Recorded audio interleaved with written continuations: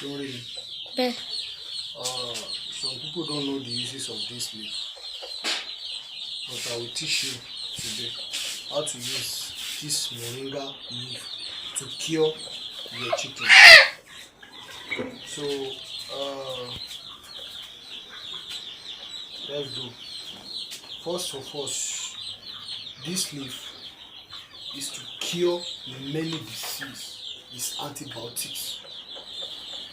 Even for human being, if you can able to tear this dry,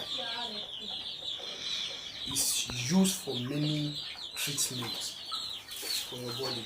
It gives you multivitamins and the same as you can use it for your chickens. Either layers, broilers, any type of chickens. It's used for their eggs. So just cut it as I cut it like this from the plant. Then you remove it one by one, or you can do it in this way again. Cut it like this, then dry it in the sun, like let it dry, then pound it to powder. So as you pound it, let it dry. Once it dry, then you can use it to mix their feed or mix it with their water every day.